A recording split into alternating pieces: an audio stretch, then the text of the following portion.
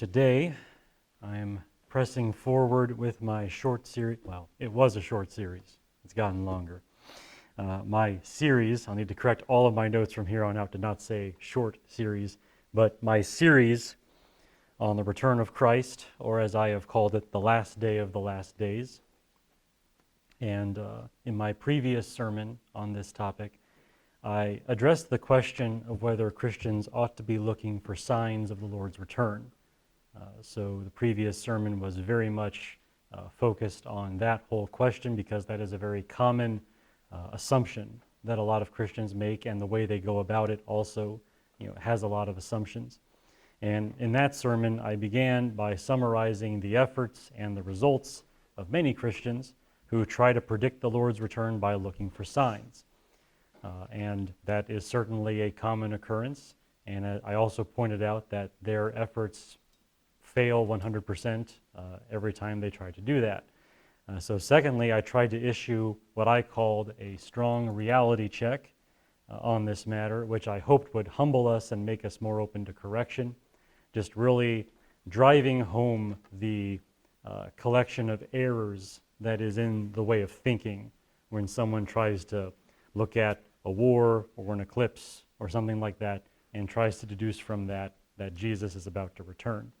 Well, then finally, I went through Matthew 24 to assess what the Bible actually says on this idea of signs preceding the second coming, because the idea doesn't come out of nowhere. There are certainly biblical statements that lend themselves to that kind of thought process. But in the end, I insisted that all signs Jesus gave us were fulfilled back then, so that now we need only to be always ready for the Lord's return, since he could come without warning. There's not necessarily going to be any signs, and any signs that we might point to have proven to be somewhat fickle in their reliability. So all that being the case, we're pretty much down to always being ready for him to return, and always making sure that we're ready in our hearts, minds, and our conduct for his return, being ready always for his return. But by the end of that sermon, I had not yet addressed everything I could say on this topic of signs preceding the Lord's return. Despite my efforts to be as thorough as I possibly could within that sermon, there was something left undone.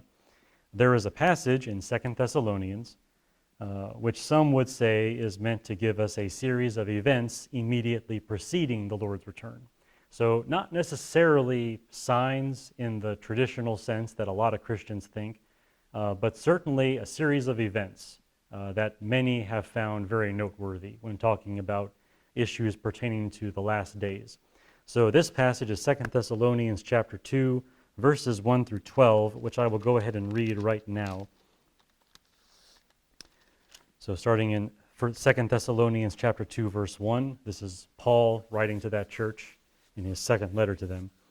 Now we request you, brethren, with regard to the coming of our Lord Jesus Christ and our gathering together to him, that you not be quickly shaken from your composure or be disturbed, either by a spirit or a message or a letter, as if from us, to the effect that the day of the Lord has come. Let no one in any way deceive you, for it will not come unless the apostasy comes first, and the man of lawlessness is revealed, the son of destruction, who opposes and exalts himself above every so-called God or object of worship, so that he takes his seat in the temple of God, displaying himself as being God. Do you not remember that while I was still with you, I was telling you these things? And you know what you know what restrains him now, so that in his time he'll be revealed. For the mystery of lawlessness is already at work. Only he who now restrains will do so until he is taken out of the way. Then that lawless one will be revealed, whom the Lord will slay with the breath of his mouth and bring to an end by the appearance of his coming. That is, the one whose coming is in accord with the activity of Satan, with all power and signs and false wonders, with all the deception of wickedness for those who perish, because they did not receive the love of the truth, so as to be saved. For this reason, God will send upon them a deluding influence, so that they will believe what is false, in order that they may be judged who did not believe the truth, but took pleasure in wickedness.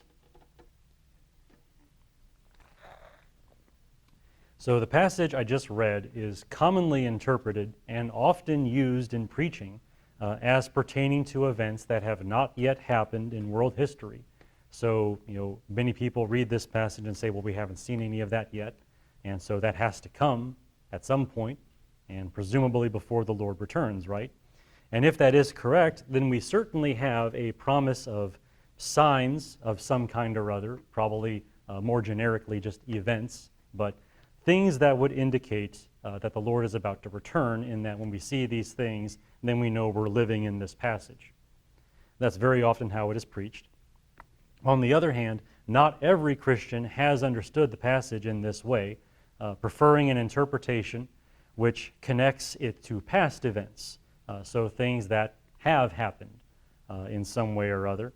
And if that is true, then everything in this passage is like the events mentioned by Jesus in Matthew 24 that I went through last time, and basically just went through it as a checklist and said, well, the disciples living in the first century would have seen this, this, and this, and this, so all that stuff has been fulfilled. And many Christians interpret this passage in much the same way. And I'm sure it will not surprise you to know that the second interpretation is the one that I favor. So I'm being very consistent on my way of handling these kinds of things, if nothing else. And today I just want to argue that point. I just want to go through this passage. I don't want to leave anything undone in this series. That's why the short series has become just a series and potentially a long series. But I want to make sure I'm just covering all these things so that at least my reasoning is plain and you have things to think about, so that you're not just kind of always going along with how a lot of Christians have taught these things. So my sermon today is called Riddles, Romans, and Rebels, which I think gives you a pretty clear idea of how I'm going to be approaching this. But if not, then I'll be sure to tell you everything anyway.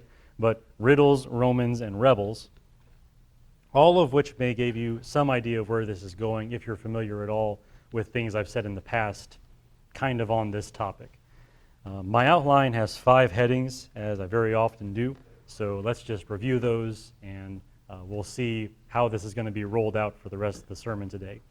I'll begin by noting the special difficulties and details and the direction of this particular passage. There are some just very unique challenges that we face as we enter this passage, and I think some of that is by design. So I just want to make sure all that is just kind of laid out on the table before we get going any further in any of this stuff. Secondly, I'll argue that the apostasy or rebellion, depending on your translation, which Paul says must happen, did happen soon after he wrote this letter. So there is something we can point to in history that seems to match that description. And then third, I will argue that the Roman Emperor Nero was the man of lawlessness, which is an interpretation not often taught today, but which has been taught, so not by any means strange in the course of church history, but worth making the argument for. And then fourthly, I will argue that Jesus will eliminate or kill the man of lawlessness at the time of his return in the same way that he will judge all the ungodly at that time. So I just want to address, why the second coming is brought into this passage, which it very much is. I just want to explain why that is there and how that works.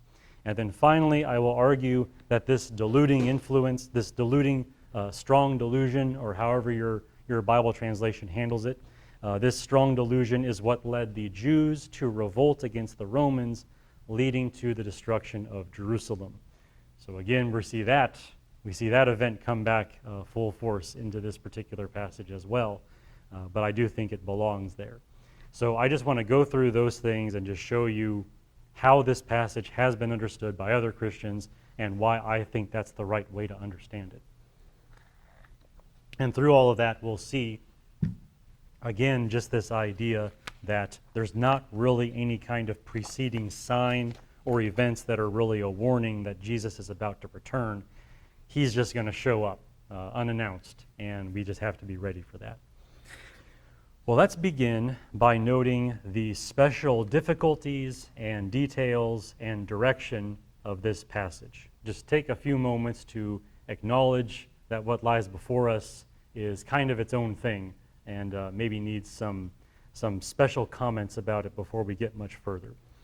As for the difficulty of this passage, it takes this form. Paul seems to have very precise ideas about what will happen, including the order in which they will happen, and yet his wording is not precise at all. That's the difficulty. Paul seems to have a very clear idea in his head of what the schedule is, but in terms of how he describes those things, it's like, what? Just like it's not clear at all what he's trying to say. The apostasy, the lawless one, he who restrains, strong delusion, deluding influence, all these kinds of phrases, that's the way he describes these things, but it kind of leaves you wondering, what is he talking about? And yet, he's very, very articulate about it and seems to have it all planned. It's like, no, guys, you got it all wrong. This is going to happen, and this is going to happen, and this is going to happen, and this is going to happen. And he seems to be very, very sure of that, but nothing that he says is like automatically easy to understand. That is the difficulty of this passage. It's an interesting mixture of clear and unclear, an exceedingly strange mixture of clear and unclear. And regarding this, I think two comments are in order in terms of making method of the madness, so to speak. First, Paul says that he already told the Thessalonians these things. So don't ignore that. That's back in verse 5 of the passage we read. Do you not remember that when I was still with you, I was telling you these things? If all of this is just a reminder, then Paul doesn't really need to be clear, does he? He's just trying to jog their memory and make them remember conversations he's already had with them. And that goes a long way to explaining the lack of clarity in this passage. Secondly, it may be that Paul is deliberately being somewhat unclear in his writing of these things. Like it's not a mistake that he made that so many of his words and phrases are not automatically clear. That might be on purpose. I believe, as I will show, that some of these events are related to Roman government, the very top tier of the world at that time. If that is true, then the last thing you want to do is put it all in writing so that the authorities have evidence to charge you with treason or some other crime. It's the same thing as when Christians in China send emails, they don't say God, they don't say Jesus. They don't use certain phrases that are going to tip off the powers that be that they're Christians writing Christian stuff. Well, in the same way, Paul doesn't want to put in writing what Christians are saying about the top dogs of the Roman Empire. He doesn't want that in writing so it can just be captured later and used against Christians. Therefore, Paul's unclear wording might be meant to protect both himself and the church from worse persecution, because you just don't want to make a situation worse than it has to be. So all of that, I think, is worth bearing in mind as we look at the strange mixture of clear and unclear in this passage. Now, despite the lack of clarity, perhaps on purpose, Paul does give us two important details in rather plain speech. And those are the words now and already. And I feel like too often we skip over those words in terms of reading the passage, so I want to just really emphasize those. Let's read verses 6 and 7 again. And you know what restrains him now, so that in his time he'll be revealed. For the mystery of lawlessness is already at work, and only he who now restrains will do so until he is taken out of the way. So now, already, now. These words are often overlooked, but Paul's wording assumes that the person restraining the lawless one, and therefore the lawless one himself, are already in existence at that time, right? Now, already. So at least two of the things that we're talking about here already exist. They're not far future persons that are going to come in later. All right, they exist in Paul's time. This use of now and already assume that these things have some sort of present reality for Paul and his readers. So make no mistake, Paul describes these events as preceding the return of Christ and the day of the Lord generally, but he is also describing them as present in his own time. So yeah, he mentions the second coming, but he is also mentioning people that are alive in his day. Any attempt to connect the lawless one and whomever was restraining the lawless one to some future time that we have not yet seen is wrong. I mean, it just doesn't jive with two very clear details in this passage. I mean, the general rule is that you interpret the unclear by the clear. And in a very unclear passage, we have at least two things we can grab hold on and say, this is clear, and that is now and already. And we got to give weight to those as we interpret the passage. We cannot assign this to some future period that we've not yet seen. This is something that was very relevant for Paul and his readers, something that was kind of already ready to unwind right then and there in the first century. Now, as for charting the direction of this passage, where is this going? I think it's helpful to compare it to the Olivet Discourse that Jesus gave to his disciples there on the Mount of Olives in the week in which he was crucified. I think it's very helpful to maybe make a bit of an analogy between those two things. Jesus, of course, gave us the most sizable teaching on future events in Matthew 24 and 25, also Mark 13, and then two different places in Luke. You compare all of those, and they're all roughly the same in terms of what's being said.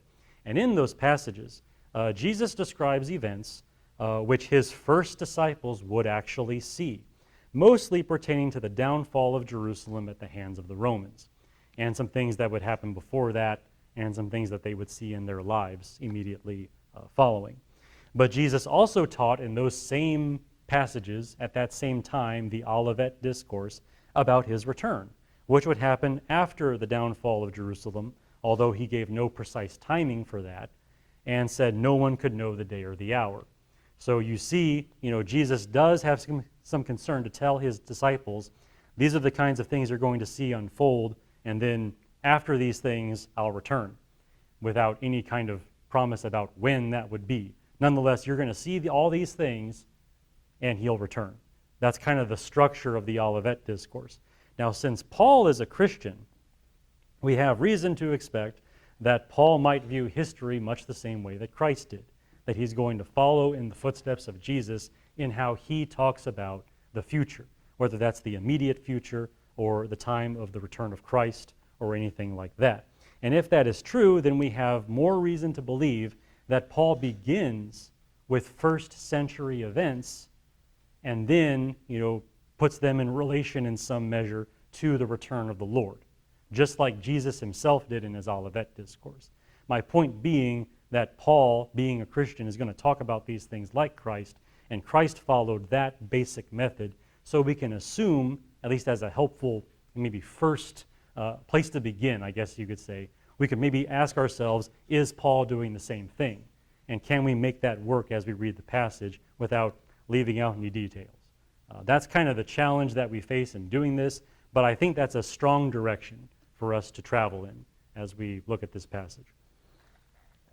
So with those details and difficulties and that direction in mind, let's work through the passage detail by detail and slog our way through a very difficult passage. So let's talk here in the second heading about the apostasy or the rebellion. And again, it depends on what your Bible translation says. Strictly speaking, apostasy means rebellion. So it's not like one is right or wrong. It's just a matter of how clear you want to be. But the Greek word used by Paul is apostasia. And as you can imagine, that's just a word that they decided to bring into English at some point. And so apostasy, but apostasia. Now, the four uses of the word apostasia that we have in Scripture and in apocryphal appearances, including the Greek translation of the Old Testament. So I guess you could say in biblical literature generally from this time period, the four uses we have of this word, it always refers to some departure from a religious system. So these are people who were in some measure part of this religion and then they left it. That's basically what an apostasy is. It's departing from some religious system of some sort. So there you go, there's that, okay? Now, as for the apostasy that Paul has in mind, this apostasy that's coming, he assumes that it's coming, but has not yet come. That is also a detail here. He assumes that, the day of the Lord can't have come yet because the apostasy has to come first. And so he's assuming that apostasy has not yet come. All right, so that's pretty clear overall. Now, that raises that as we start to figure out, okay, what is this apostasy he's referring to, we know then that there are certain things that this could not be, because Paul has already seen a measure of apostasy in his ministry. And the big one I'm thinking of is what we call the Judaizing heresy. So there really from a very early point in Paul's ministry, he started encountering these Jewish Christians who were teaching that before a Gentile could become a Christian, the Gentile had to become a Jew first and be circumcised and keep the law of Moses, and only then can you actually be a Christian. And Paul had a lot of battles with those guys and trying to get people to not listen to them. That is, in a sense, a form of apostasy. Paul has dealt with that, but he can't be referring to that kind of thing because, again, that's in the past. And Paul is thinking of some future apostasy that has not yet come. So we have to ask ourselves, okay, is there anything maybe on the horizon that might be on its way but not yet here? Any kind of apostasy that Paul might have in mind? Well, there are a few options, a couple options actually, two of them, and I just want to think about them each in their own place here. So one candidate for this apostasy that Paul might have in mind is something that he describes in his later letter to Timothy. And here we'll just jump over to you might turn one page and be there. 1 Timothy chapter 4, we see this that Paul writes to Timothy at one point. 1 Timothy chapter 4, verses 1 through 3.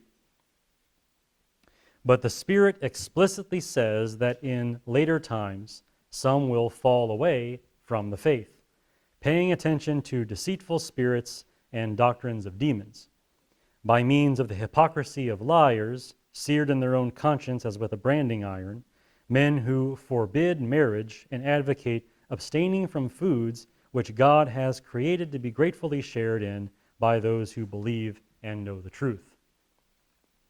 So there is a falling away from the faith. You might call that an apostasy, a departure from a form of religion. There he has this description of it here.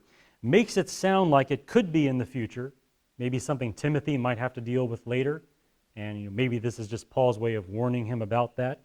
That could be the case. However, I can't help but notice Paul has already encountered both points of that heresy. This whole thing about forbidding to marry and abstaining from foods that you ought to be enjoying because God created them for you to enjoy them. Paul has actually encountered both of those things. When Paul wrote 1 Corinthians, you might remember, he mentioned some people who had objections to marriage and objections to eating certain foods. And if you don't remember those things, you can reread chapters 7, 8, 9, and 10 of 1 Corinthians where he talks about that kind of thing. So, in a sense, those things were already past for Paul as well, but I also want to point out, just in all fairness, 1 Corinthians was probably written in about the year 53, 54, just based on our best efforts to reconstruct the timeline of Paul's life. And that places 1 Corinthians after Paul's letters to the Thessalonians. So it goes 1st and 2nd Thessalonians, and then eventually you get the Corinthian letters. And then later on, the letters to Timothy. So in terms of the timeline here, Paul could actually, in 2nd Thessalonians, be referring to the kind of stuff that we see in Corinth and the kind of stuff that he warns Timothy about. The Thessalonian letters are probably about 2 years or so before the Corinthian letters. So that gives you a rough idea of the time here. Maybe close enough where Paul could foresee it, but it's not here yet. Maybe he kind of sees the problem brewing, or maybe the Lord just revealed it to him, either or. But in any event, it could be that. When Paul warns the Thessalonians about this coming apostasy, he could be referring to things like he would eventually see not too long from now in Corinth. However, you might be asking if we could suggest something else as the topic of this apostasy predicted by Paul. Maybe you're not satisfied with weird teachings about marriage and food. And if that is the case, then yes, there actually is another option that we can talk about. Paul may instead refer to what Jesus said in his Olivet Discourse. He mentioned people abandoning the faith due to the effort of all the nations to persecute Christians. The way he words that, maybe I'll actually read it. Matthew 24, verse 10 is what I have in mind. He says, "At that time many will fall away and will betray one another and hate one another." And eventually, and that's in connection with verse 9. Let's read verses 9 and 10. How about we be thorough, huh? "Then they will deliver you over to tribulation and will kill you, and you'll be hated by all nations because of my name. At that time, many will fall away and will betray one another and hate one another." There, that makes more sense actually reading them in order, right? Okay, so there's that whole idea that Jesus talked about in terms of this time when various nations will be persecuting Christians, and as a result of that, some will fall away. Apostasy, right? Now, the first systematic murdering of Christians would occur during the reign of Emperor Nero.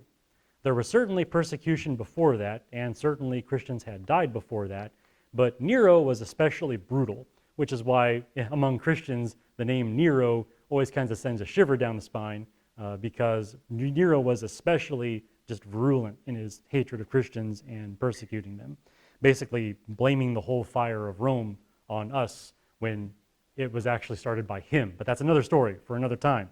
But anyway, the persecutions under Nero, could be the kind of thing that Paul has in mind. Nero began to reign in about the year 54, about 3 years after the writing of 2 Thessalonians. So 2 Thessalonians, 3 years later, Nero starts to reign as emperor. And Nero began persecuting Christians about 10 years later, so about the year 64. So that gives you a timeline of events. Since this is perhaps the more consequential apostasy, I'm more inclined to think that Paul has this in mind. So it's certainly a persecution where Christians are being put to death and they're falling away for that reason is more consequential than, hey, I don't believe in marriage, or hey, don't eat that food, right? Is it like, those are important matters, but the government's killing us is kind of more important when you think about it. So it could be that Paul has that more in his mind when he thinks about this apostasy. Now, to be fair, both of these options could be combined. Paul might just be thinking of a general trend among this group of Christians that have been thriving for a while. Eventually, we're going to start to see the problem of apostasy of some sort. Hey, these people have fallen into weird beliefs. Oh, the government's killing us. Let's abandon Christ. That kind of thing just generally might be all that Paul has in mind. That could be it. So that could, but my point is we have options. We have options for seeing things that would happen soon after the writing of this letter that could be that apostasy that Paul has in mind, which means you don't have to look to the far future. You have a first century event that was right there ready to happen very, very soon after this letter. And that's my point. This apostasy very feasibly started soon after Paul wrote this letter. So that's the point I wanted to make about that. Well, let's move on. Let's ask the true question of today's sermon here in my third heading. And that true question is, who is the man of lawlessness? It's the only thing people care about in this passage, let's be honest. Who is the man of lawlessness? It's the big hot button issue. Who is this guy? Well, my best guess for the man of lawlessness, and not my guess, I mean other Christians have argued this in the past, I'm just one of them, but I think it refers to Emperor Nero. So again, not a future figure, playing the role of the person that we very commonly call the Antichrist, but Emperor Nero, who certainly would earn the name Antichrist in a very different way. Nonetheless, I think Emperor Nero could serve very much as the man of lawlessness that Paul has in mind. This man of lawlessness is described as someone who commands the worship of the entire world, for he opposes and exalts himself against every so-called God. That's very sweeping. It's like putting himself above every god in the world so that the entire world has to acknowledge him as a supreme object of worship. In Paul's time and place, only a Roman emperor could have done that. No one has the amount of sway necessary to get that kind of thought going besides the guy who sits at the very top of all the chains of command. It has to be the Roman emperor. Also, promoting oneself as a god is consistent with the practice of some emperors who required worship in their own lifetimes. The typical manner of Roman religion is you worship the genius of the emperor, and then after the emperor dies, he becomes a god. But some emperors were impatient, and they wanted to be worshipped as a god now, so that they can be alive to enjoy the adoration. Thinking here especially of men like Caligula, Nero, and Domitian. Caligula was before, Domitian was after Nero. So I gave them to you in chronological order. That's what I mean. Now Caligula was dead when Paul wrote, and Domitian was probably not yet born, and if he had been born, he was a baby. So he's further down the line. Nero, of course, is alive and well, and very soon after this letter is going to become emperor. So if we had to target anybody, we'd be targeting Nero for this.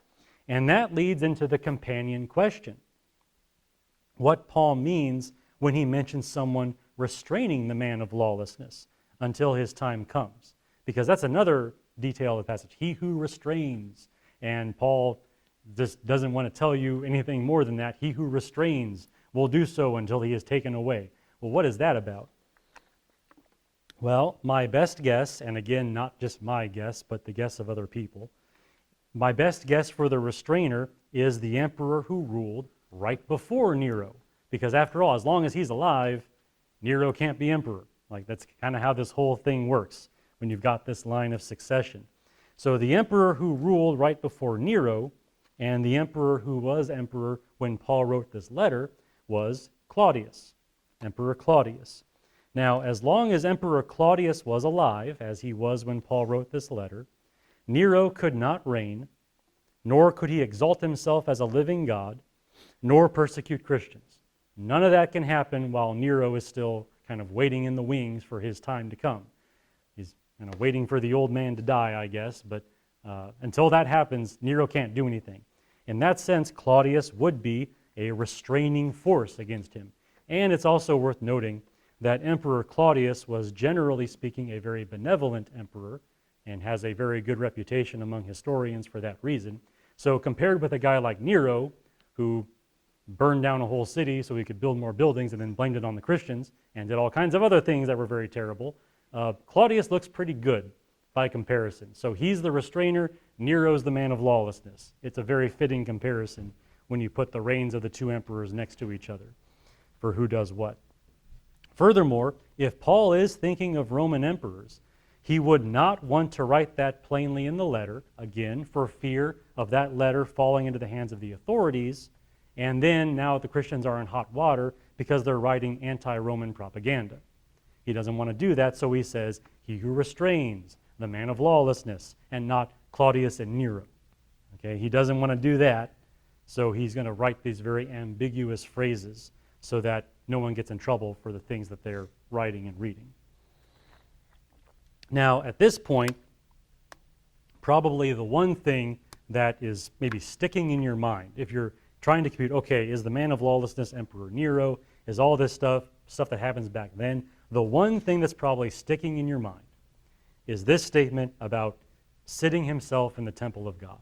Okay, big detail. This one gets a lot of attention when Christians talk about this passage. So let's explain, or try to explain, what Paul means by the man of lawlessness sitting in the temple of God, since this may be his most memorable action. And again, in the way a lot of Christians preach this passage, this gets a lot of attention. And this is here in verse 4, by the way, just to remind you. So the man of lawlessness opposes and exalts himself above every so-called God or object of worship, so that he takes his seat in the temple of God, displaying himself as being God. All right, now to my knowledge, no one in the first century ever did literally in the Jerusalem temple what Paul describes here. If you want to be like down the line, like literal reading of this passage, I don't think anyone ever was able to do that. Emperor Caligula wanted to do something kind of like that because that guy was crazy. He actually wanted to make a statue of himself and put it in the Jerusalem temple so that the Jews would worship him instead of God. And everyone in the whole empire realized what a terrible idea that was, and basically they just dragged their feet until he died so that it never happened. Thank God it never happened. But he wanted to do something like that, but he never got the chance. Also, if you're thinking of other Romans who might have gotten over to the Jerusalem temple and could have done things like this, you might be thinking of General Titus, later Emperor Titus, who was the general in command of the troops that were attacking Jerusalem during the Jewish revolt that happened at that time. You might think, well, maybe he had occasion to do that. Well, not quite.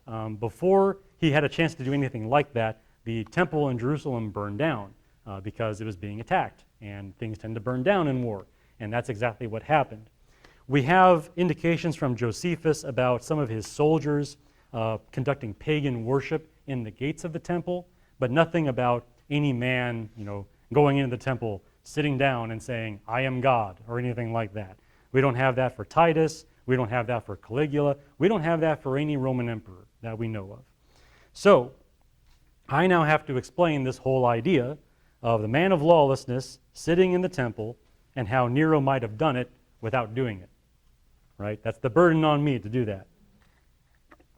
So I have to explain all that. So truth be told, I am not so certain that we're meant to understand the statement literally.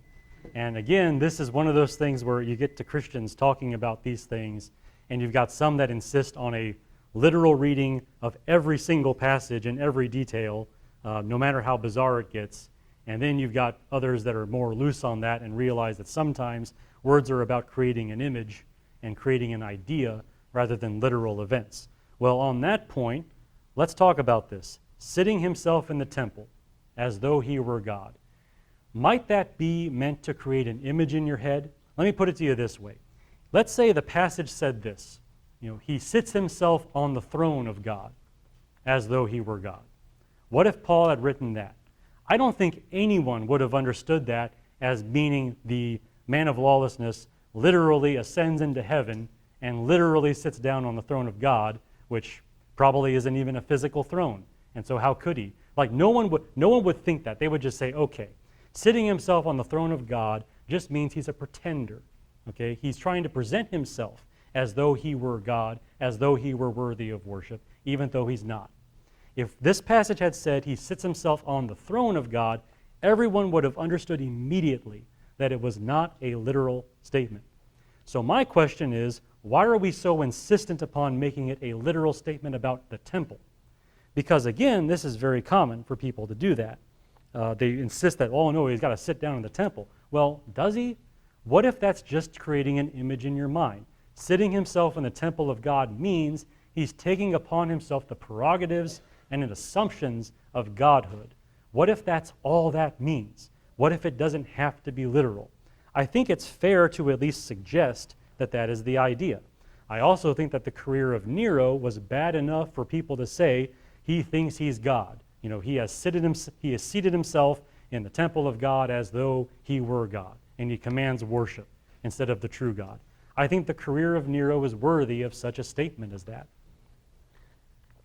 All that to say, I think it's possible to understand the passage that way. You just have to let go of the idea that everything is meant to be exactly literal. By the way, on that note, I will also point out to you what's one of the big challenges we pointed out with this passage? That Paul's phrasing is so strange and so weird and so unclear. Man of lawlessness, the restrainer, the apostasy, strong delusion. We got all these hazy terms, but temple of God, literal. Okay, why? Why are we insisting on that one phrase being understood in a clear way when so much of it is deliberately unclear? It's worth bearing in mind that we're dealing with a passage that is deliberately written to be somewhat of a riddle. So don't just insist that sitting in the temple of God means literally sitting in the literal temple of God. It doesn't have to be that way. Not by a long shot. So there's that. Now, all that to say, there is another kind of challenge to the view I'm presenting that I do want to talk about, and this is my fourth heading for today.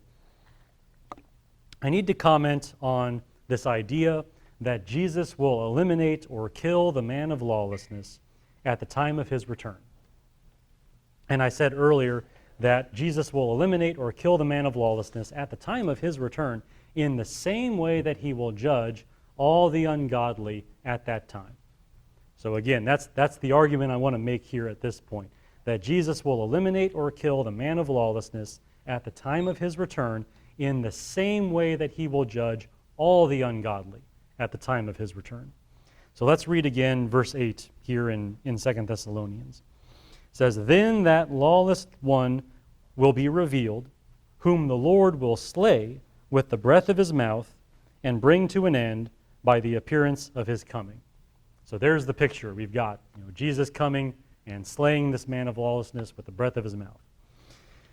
Now this says that the man of lawlessness will be eliminated or killed by Christ at his appearing, which, to be fair, makes the man of lawlessness sound like an end times figure. That's exactly the way that a lot of Christians understand it. This is perhaps the strongest reason that some Christians consider the man of lawlessness to be somebody yet future. Because, hey, it sounds like he's not going to be around until Jesus shows up, and Jesus is going to dispatch him in that particular way. So, hey, he's got to be an end times figure. Such Christians believe this man of lawlessness to be a future person whom we have not yet seen rise to power, and they believe that the temple in Jerusalem will be rebuilt so that this man of lawlessness will be able to literally sit himself down in the temple, proclaim himself to be God, committing the utmost form of blasphemy at that time. That's a very common detail that a lot of Christians have in their end time thinking, that there's going to be a rebuilt temple in Jerusalem. Why? So that the man of lawlessness can sit down in there and say, "I am God." Again, it's very fair to their literal reading of these things. That's how they handle it. Now, again, as I said earlier at this sermon, this all flies in the face of some of the clearer details we have in the passage. Namely, Paul saying that the man of lawlessness now exists, already is at work. Now, already, now. I pointed out those details to you at the very beginning because those are our anchor. Okay? Those are the things that tell us plainly, if nothing else, that Paul is talking about stuff that was already somewhat active or waiting in the wings at the time he wrote. So you can't have a man of lawlessness that comes 20 centuries later. Okay? You can't have that. That's just not going to work with how Paul talks about these things. The best that some other Christians can say in response to all this is that the restraining happening in Paul's day applies only to the mystery of lawlessness rather than the man of lawlessness himself. And very often you hear them talk that way. They don't really talk too much about the man of lawlessness himself being restrained. It's the mystery of lawlessness being restrained. But contrary to that is the wording of the passage itself. Let's read verses 3 through 6 again and see if you can spot the problem. Because really, it's always the man of lawlessness being restrained, not the mystery of lawlessness. And that's how Paul deliberately words it. Let's read it again. Verse 3. "Let no one in any way deceive you, for it will not come unless the apostasy comes first, and the man of lawlessness is revealed, the son of destruction, who opposes and exalts himself above every so-called God or object of worship, so that he takes his seat in the temple of God, displaying himself as being God. Do you not remember that when I was still with you, I was telling you these things? And you know what restrains him now, so that in his time he'll be revealed. For the mystery of lawlessness is already at work. Only he who now restrains will do so until he is taken out of the way." But did you notice in verse 6, he who restrains him now, not he who restrains it now, or anything like that. It's he who restrains him now. Okay, so it's the man of lawlessness being restrained in the first century, which means he already exists, and the restrainer already existed. So again, I'm very much putting a lot of weight on that as a clear marker of when these things would be happening. They're going to happen back then when Paul and the people reading his letter would still be alive to see them, assuming they stayed alive a few more years, right? Okay, but insisting on all that, okay, Stan, I get it. I get the way you're arguing that. But what about this idea of Jesus slaying the man of lawlessness with the breath of his mouth at the time of his coming? What about that? Okay, well, let's talk about that. First, a note on translation. Okay, the word used here, in the NASB it says slay. I don't know what other translations say, I looked them up, but they're all basically something like that. The word used is anaireo. Okay, that word can have the sense of eliminate without necessarily killing. It doesn't have to be killing, it can be that. But just to kind of give you an example of the nuances of the word, I just want to read one other passage where somebody uses it. Hebrews chapter 10, verse 9, we see this. So this is him talking about, Jesus coming to put an end to the old covenant and bringing in the new covenant. We see this. And then he said, "Behold, I have come to do your will." He takes away the first in order to establish the second. So takes away, that's the same word, anaireo. So he takes away the old covenant to bring in the new covenant. So we're not talking about necessarily killing, but eliminating, taking away, getting rid of something. Now, if you're eliminating people, that usually does mean you're killing them, to be fair. I just want to introduce the idea that this word doesn't necessarily mean kill, it just means eliminate. It means to take away. All right? So there is that, okay? There is that. Now, the big thing I want to tell you on this, for my understanding of the passage, is we have to remember that the return of Christ brings with it the general resurrection, okay? When the dead are raised up, the just and the unjust, everybody gets raised up. The Christians, the believers, the people who are righteous, they get raised up and transformed to be like Christ and to be with Christ and to reign with Christ. What happens to the unjust? Well, they're still raised up, but they are immediately subjected to what the Bible calls the second death. The lake of fire and brimstone, right? Hell, basically. That is called the second death, which means the unjust are being raised up to be killed again in a second time. They might say eliminated in that way, all right? Now you see where I'm going with this? My point is that when Jesus comes back, the entire world of people are going to be raised up, and those who are unjust are effectively going to be slain, killed, eliminated with the second death, with the judgment that ends with them in hell. Okay? What if that's all Paul means? Okay, what if that's what he means by this guy, the man of lawlessness, and everyone else being slain by the breath of his mouth when he returns? That could be all that means. Everyone is going to one of two fates, right? You're either going to be with Christ and be made like him, or you're going to be judged by Christ. That's it. Those are your options. And the man of lawlessness, he's over here, okay? Along with everyone else who just doesn't obey the truth. Okay? So maybe that's all that Paul has in mind. Now, it's possible that Paul might have all these matters kind of mixed together in his mind with end times events so that he doesn't see a clear distinction. Because to be fair, when you read the New Testament, you very much get the idea that the Christians, the first Christians, were very eager for the Lord's return. I think it's fair to say that they did not foresee a 2,000-year wait. Okay? They're not really thinking along those lines. I mean, they're very eager for him to return. They have reason to think that they might see his return. So in their mind, a guy like Paul is like, okay, the apostasy, the restrainer gets out of the way, the man of lawlessness comes, the strong delusion, and then maybe when I'm a really old man, like I'll see Jesus return. He could have had that in the back of his mind, which means when he writes about these things, they're all kind of jammed together. And to be fair to Paul, I mean, that's how much of the Old Testament is written. How many times are you reading Old Testament stuff and you see them talking about the Messiah, and you see some things mentioned by that prophet that are very clearly a part of the first coming of Jesus, but then he goes straight into stuff that's part of the second coming, and the prophet makes no distinction. That's very typical. These prophets, God has told them things, and they know that the stuff that God is going to do, but they don't have a clear timeline. God didn't give that to them for good reason. I mean, he doesn't want people to know all this stuff. He just wants them to know this is what's going to happen. Trust in me, stay faithful, and wait for the Lord. That's all they need to know. So 2 years, 20 years, 2,000 years, doesn't matter. But in the mind of a guy like Paul, it's probably all one thing. So when he writes about it, it's all jammed together. That's probably why that is. But again, just my point here is this. You can totally say the man of lawlessness was a first century figure and affirm that he's going to be slain by the Lord at the Lord's return, because that's what he's going to do to all the wicked after he raises them up and subjects them to the second death. That's all I mean by that, and that's how I understand the passage.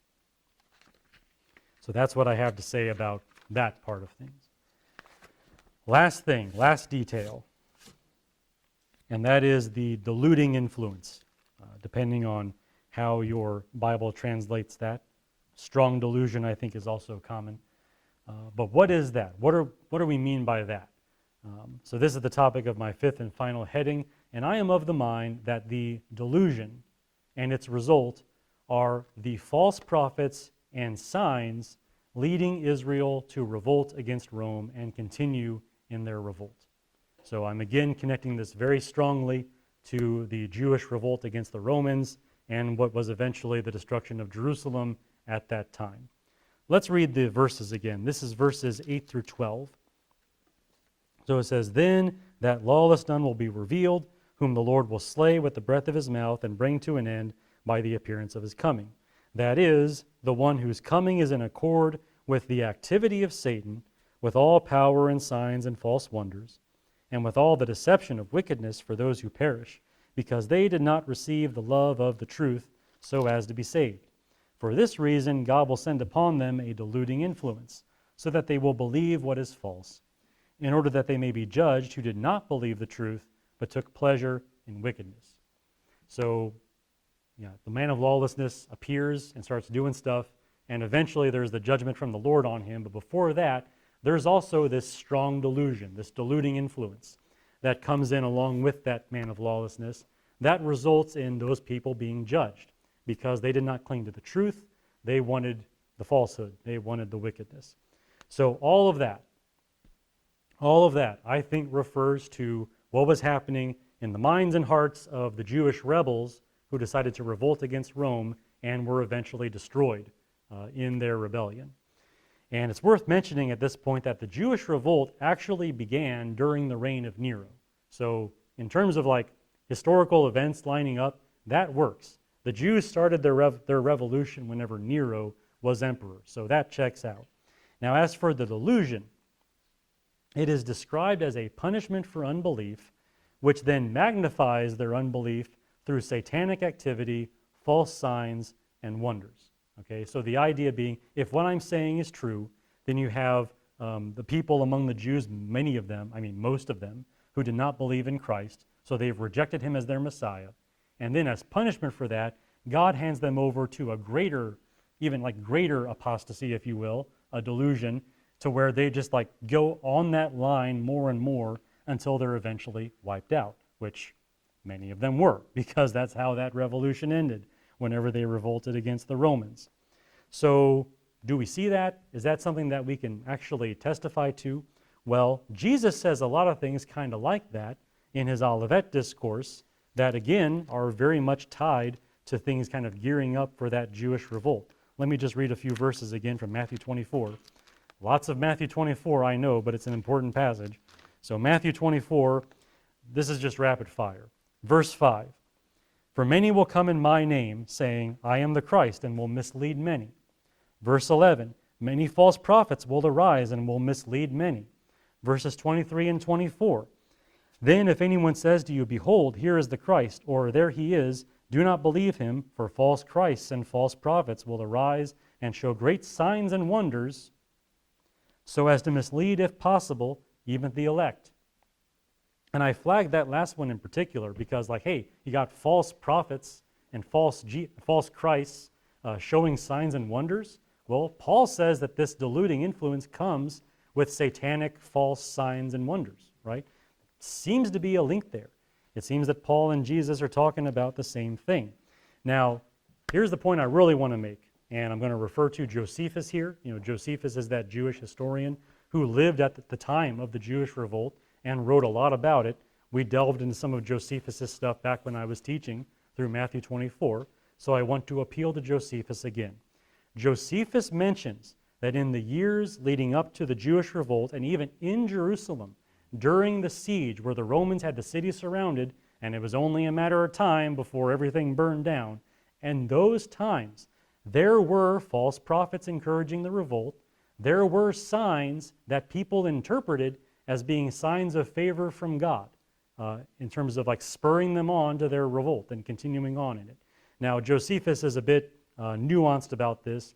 He says that the most learned people among the Jews realized that these signs were bad omens. But the most people saw that and said, God is for us, let's keep revolting. And that didn't end very well for them. So I just want to read you It's a longer passage from Josephus, I know, but he gives a lot of examples of this. And my point being that we have a historical reason for thinking this deluding influence was something that happened among the Jews who rejected Jesus and were handed over to their unbelief, to a stronger delusion, to their eventual destruction, which matches what Paul says. So let me just read to you what Josephus wrote at this point. Again, this is somewhat lengthy, but I do want to read all of it just because there's a lot here. All right, let's see here. Where's my starting point? Okay. Now, there was then a great number of false prophets used by the tyrants to impose upon the people, that they should wait for deliverance from God, and this was in order to keep them from deserting, and that they might be buoyed up above fear and care by such hopes. Now, a man that is in adversity does easily comply with such promises, for when such a seducer makes him believe that he shall be delivered from those miseries which oppress him, then it is that the patient is full of hopes of such deliverance. Thus were the miserable people persuaded by these deceivers, and such as belied God himself, while they did not attend nor give credit to the signs that were so evident, and did so plainly foretell their future desolation. But like men infatuated, without either eyes to see or minds to consider, did not regard the denunciations that God made to them. Now here are some examples. There was thus a star resembling a sword which stood over the city, and a comet that continued a whole year. Thus also, before the Jews' rebellion and before those commotions which preceded the war, when the people were come into great crowds to the feast of unleavened bread, on the 8th day of the month Nisan, and at the 9th hour of the night, so great a light shone round the altar and the holy house that it appeared to be bright daytime, which light lasted for half an hour. This light seemed to be a good sign to the unskillful, but was so interpreted by the sacred scribes as to portend those events which immediately followed upon it, war and destruction. At the same festival also a heifer, so a female cow, as she was led by the high priest to be sacrificed, brought forth a lamb in the midst of the temple, which is not normal, by the way. Moreover, the eastern gate, this is an interesting one, the eastern gate of the inner court of the temple, which was of brass and very heavy, and had been with difficulty shut by 20 men, and rested upon a basis armed with iron, and had bolts fastened very deep into the firm floor, which was there made of an entire stone, was seen to be opened of its own accord about the 6th hour of the night. Now those that kept watch in the temple came hereupon running to the captain of the temple, and told him of it, who then came up thither, and not without great difficulty was able to shut the gate again. This also appeared to the vulgar to be a very happy prodigy, as if God did thereby open to them the gates of happiness. But the men of learning understood it, that the security of their holy house was dissolved of its own accord, and that the gate was opened for the advantage of their enemies. So these publicly declared that this signal foreshadowed the desolation that was coming upon them. Besides these, a few days after that feast, on the 21st day of the month of Jar, a certain prodigious and incredible phenomenon appeared. I suppose the account of it would seem a fable, were it not related by those who saw it, and were the events that followed it of so... sometimes Josephus is hard to follow. Let me try that again. I suppose the account of it would seem to be a fable, were it not related by those that saw it, and were not the events that followed it of so considerable a nature as to deserve such signals. For before the sun setting, chariots and troops of soldiers in their armor were seen running about among the clouds and surrounding cities. Moreover, at that feast that we call Pentecost, as the priests were going by night into the inner court of the temple, as their custom was, to perform their sacred ministrations, they said that in the first place they felt a quaking and heard a great noise, and after that they heard a sound as of a great multitude saying, "Let us remove hence." All right, now that's a long passage again, but my point just being that you've got all these accounts of false prophets and signs that at least some people are interpreting as signs favorable to them, so they're going to play out this whole revolution they got going in hopes that God is going to deliver them. Whereas a few people are saying, actually, these look like bad signs. Maybe we should stop. Maybe we should get out of here. But everyone else is like, oh no, this is a favorable sign. God has opened to us the gates of happiness. God has shown his light upon us, this and that. Like they're doing that kind of thing. So based on that, I suggest the strong delusion mentioned by Paul is what came upon Israel as a judgment for their rejection of Christ. As a result, they are led into further error, which in this case is their revolt against Rome, which resulted in their destruction. And they lost everything in that. This revolt caused Nero to order the Roman army into Israel, events which culminated in the destruction of Jerusalem and its temple. And that sounds much like the judgment here in verse 12. What does it say? In order that they all may be judged who did not believe the truth, but took pleasure in wickedness. That sounds a lot like what happened to Israel after Jesus came and they said, no, we will not have you as our Messiah. When Paul says that the coming of the lawless one is by or in accord with all that satanic deception, I think that coming is just the coming of the Romans into Israel to put down this rebellion. I think that's what that means.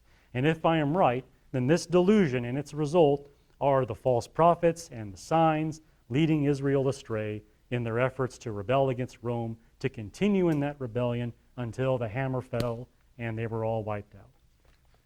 That is what I think this deluding influence is. There you go.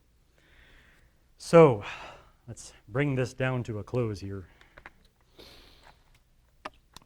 Altogether, I don't believe that we necessarily have a passage telling us what events must eventually happen, but rather events that have happened. I see why some people read it the way they do. And again, it's a challenging passage. I think Paul wrote it in a challenging way, deliberately. But when you really dig down into the details, you've got reason to believe that these are things that happened back then and that you can make sense of the details by looking at events that happened back then. I began by noting the special difficulties and the details and the direction of this passage. I pointed out that the difficulty is that Paul is expressing himself in ways that are very unclear, even though he seems to have a clear idea about things. And I suggested that there might be reasons for that. I also pointed out that the details that we can read clearly, that now already language, implies that the man of lawlessness and his restrainer were already alive and doing stuff back then. So again, points to a past time from our perspective, points back to the first century. And again, I pointed out my analogy with the Olivet Discourse and said, Jesus did that same kind of thing, so maybe Paul is doing that same kind of thing as well. And then I argued that the apostasy or the rebellion, which Paul says must happen, did happen soon after he wrote this letter. I suggested that it could be the rise of such things as we saw in Corinth, or the apostasy of Christians who were abandoning the faith because Nero was persecuting the Christians. I said that either of those or both might be the apostasy that Paul had in mind. And then I argued that Roman Emperor Nero is the man of lawlessness, and that the restrainer was the emperor who came before him, Claudius, and that the whole idea of him sitting in the temple as though he were God might just be a very grand imagery way of saying that Nero is going to present himself as being a supreme object of worship, not necessarily with a literal fulfillment. I was making that argument at that time. And then I just argued that the man of lawlessness would be eliminated or killed by Jesus at his coming in the same way that he's going to do to all the wicked, by raising them up from the dead to be subjected to the second death, which is, of course, hell, the lake of fire. And then finally, I just argued that the strong delusion is what led the Jews to revolt and continue revolting against Rome so that they would be destroyed for their rejection of Jesus. Again, that is a way that Christians have often read the passage, even though it's not so common anymore. I still think that's the most reasonable and reliable way of reading the passage overall. So I wanted to set that all out for you. And that is all I have to say about riddles, Romans, and rebels. So next time we're going to move forward. We're going to be done with talking about signs preceding the Lord's return and events that might lead up to his return. We're going to be done with that. Then we get next time I talk, which I think is a week from now, right? Yeah. So I think we're going to begin talking about the millennium And I've got several messages on the millennium because that's also a difficult topic, but one that we have to talk about if we're going to understand all this talk of the last days and the end times and the return of Christ. So we will do that at that time. Okay, I am afraid to ask, but are there questions or comments about these things? I'll try to answer them as well as I can, if there are questions.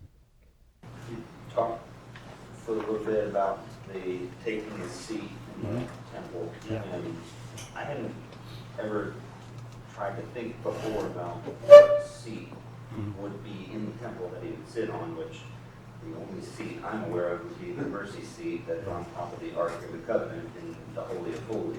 And yeah, that would be quite a statement to make, sitting It would. in God's place on the mercy seat. It would be, but of course the Ark of the Covenant has been lost for a long time.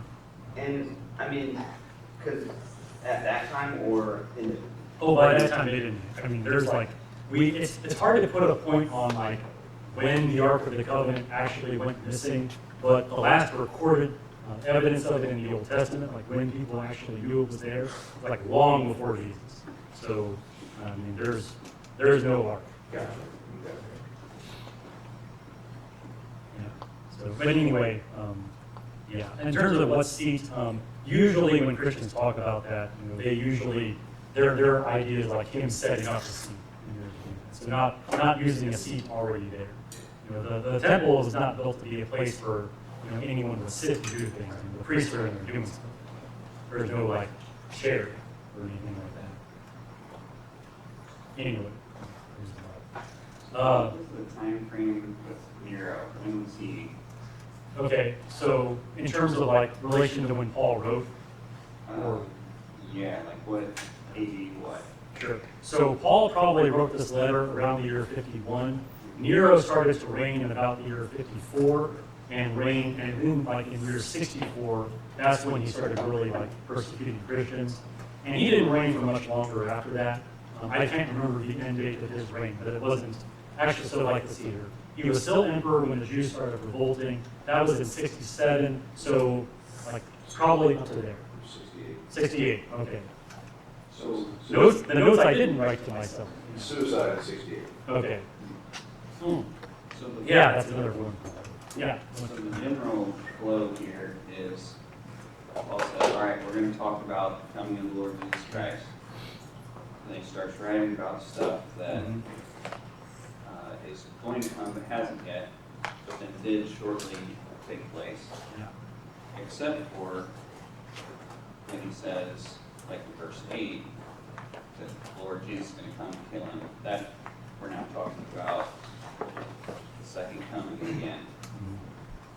But then the strong delusion is talking about leading up to 80, 70. Is that generally what you're saying? Yeah, and I know the way that Paul has his flow here. I mean, however you interpret the passage, it's odd that he only talks about the strong delusion like after he mentions the second coming. But like he kind of circles back on himself here the way he wrote that. He talks about how the Lord's going to slay him at the appearance of his coming. That is, the one who's coming is in accord with all the activity of Satan. So he kind of, I think he realizes he got ahead of himself and he kind of resets to talking about the man of lawlessness. But yes, the strong delusion would be back in keeping with the time when Nero was around, because again, the Jewish revolt started when Nero was still around. And Josephus implies that even before the revolt started, there were some signs that people were interpreting as being favorable to them that were not favorable. So that's the timeline. Is that, you understand? Yeah, it's just it's really odd how he does it. Yeah. It's an odd passage. It's kind of the problem, yeah. So I get it. It's the kind of thing where you read it, you're like, wait, what? What are we talking about now? When is it happening? I get it. I totally do. Sure. Was there anything else, questions or comments before we make ready for our meal? I know. Okay. Does anybody later, like some of the later written books that would have been after AD 70, do they refer back to it? Like, do we have anything in Scripture where they're kind of hinting like this 80, 70 thing happened and it was terrible and that's what we were talking about? So Yeah, the difficult thing about that, speaking now of like biblical authors, like New Testament authors, so much of the New Testament was written before AD 70. Yeah, I was just gonna So, and now a lot of people think, and they might be correct, that the book of Revelation was written afterward, but the book of Revelation like thrives on being cryptic. So it's like, I think Revelation talks about AD 70 enough, but again, it's all like in visions and symbols, so it's not quite that. Yeah, so in terms of like later Christian authors, I don't know. That's an interesting question to ask. Yeah, to your point, it's in, I'm a little short. I mean, obviously they're guessing, but still, you know, all of them go right up to 70, and then according to this one, there's a 15-year gap for you're saying John. Mhm. Yeah, a lot of people suppose that John wrote his stuff like later on. And if not that, then First John, Second John, Third John, Revelation, and that's even like 20 years later. Mhm. It's like right at the 70, total silence for at least 15 years. So, in terms of, I'll tell you what I'll do for sure. There is this Q&A sermon that I have planned where I deal with questions that I did not or could not answer during the course of the series. I will see if I can find any references from Christian authors after the destruction of Jerusalem or comments they make on it. The only one that comes to my head immediately is one of the bigger events is basically all the Christians got out of Jerusalem before the Romans destroyed it because they had warning. And there are several Christian historians, like Eusebius, for example, who mention that. So those are the ones that I can think of immediately, just because that's a pretty big deal. It's like, hey, you all got pulverized, but we got out of it. It's like, so there are certainly some realization of that. But you were kind of talking about how most Christians today, they don't even have in their mind this idea of the destruction of Jerusalem being such a big event. And I feel like that's probably fair and true for most Christians throughout most history, just because we're kind of doing our own thing now. We're not a sect of Judaism anymore. We're kind of our own thing. So our knowledge of Israel's history is a little bit shaky on those things. So I think that's fair. What you're saying is absolutely correct. By and large, we just don't care anymore. The issue is that Christians today are still very intrigued by end time stuff. Oh yeah. But when they don't know that one piece, it's like really hard to talk to them. It's like, hey, you need to deal with this thing that happened that it seems to be referred to. And Yeah. I mean, there's a lot of I hear you. I mean, as someone who has now and then previously in the Matthew study talked about this a lot, it's like you got to break up a lot of ground. Like you got to don't assume that people know anything. You got to start at the very bare minimum. Like, okay, the Jews were under the Roman government and then they rebelled. You got to go through all of that. I hear you. It's hard to. You got to do a lot of difficult digging to make it work. Okay, is there anything else or someone wanted to say before we get ready? Because it's wow, it's 12:20. How about that? Is it 12:20? Yeah. 12:22. Okay, we're done. Let's get ready for our meal time.